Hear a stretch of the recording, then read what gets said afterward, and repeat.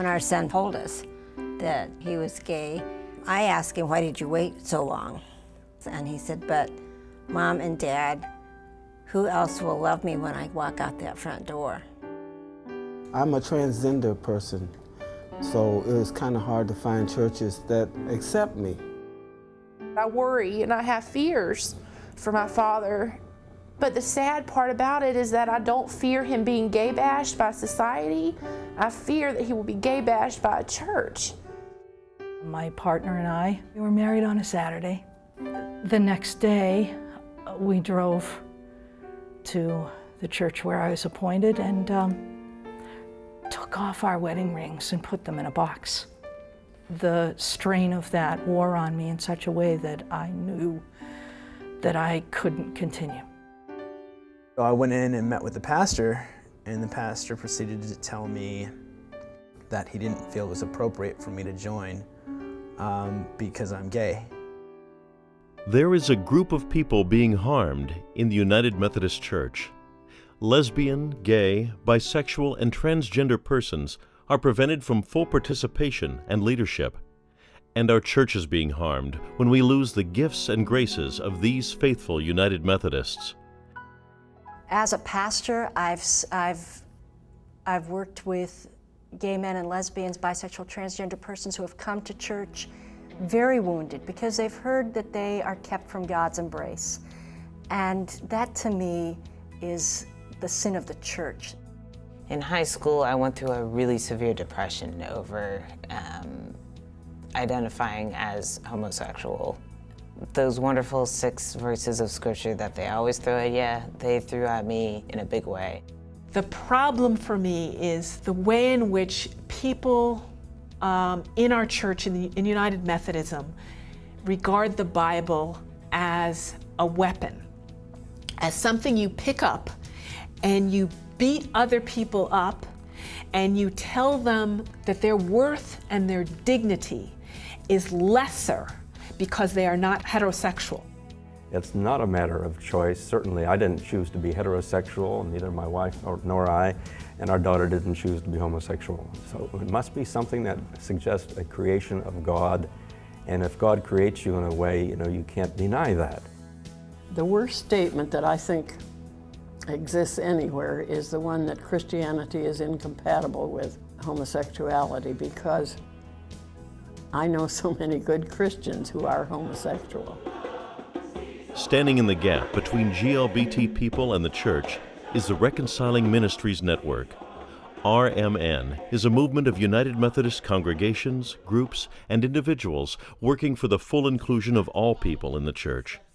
Meeting people where they are, RMN offers resources, support, training, and hope, from grassroots frontier outreach to advancing justice on a national level. RMN affirms the sacred worth of all people, regardless of sexual orientation or gender identity. We're all God's children, and we're made in God's image.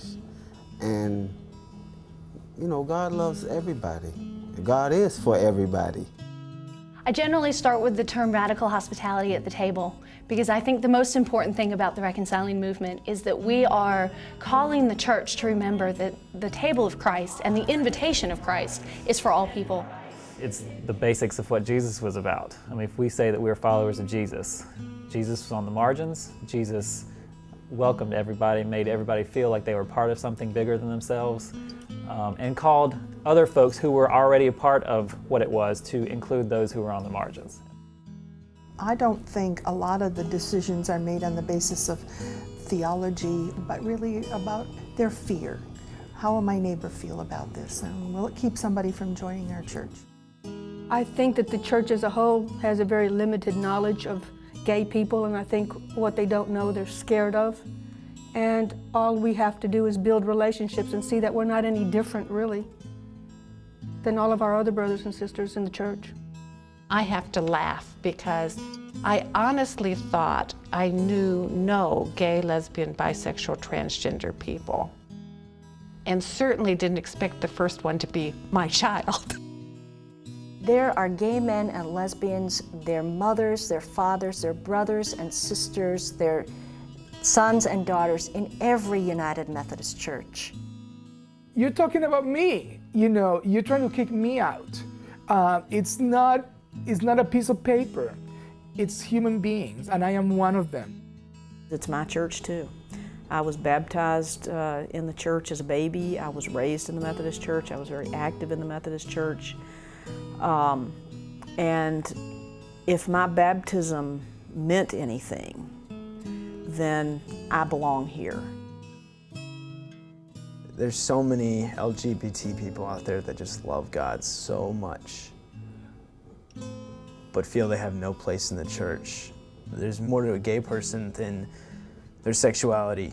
I have so much more to offer, and that this one part of me shouldn't prevent me from doing ministry work that I love to do and I feel called to do. The church is at a crossroads. Do we stand idly by as members are dismissed from our congregations and individuals called by God to serve are denied? Or do we, as the United Methodist Church, follow in the footsteps of our Christian tradition and boldly go into the world proclaiming peace, justice, and reconciliation? The time to act is now.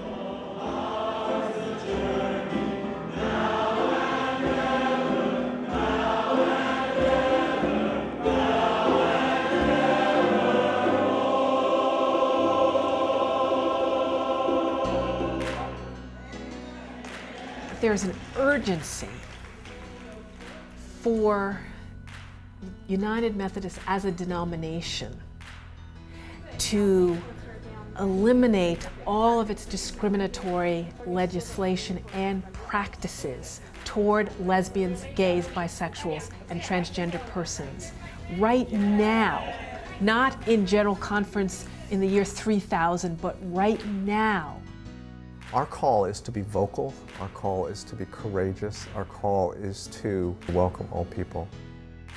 To me, it is the civil rights movement of our time. And it's just a matter of, keeping the course. I would not be a clergy person in the United Methodist Church if there had not been some people who were not black and who were not women who said, blacks are not inferior human beings, who said women are not inferior human beings and they can be called. And so I have to be an advocate. I just encourage everyone to really open their hearts, open their minds, and especially open their doors to really live out what the Methodist Church says it stands for, what Wesleyan tradition demands, and what the Bible demands. And open your doors wide, because you can't open them too wide. There's no such thing.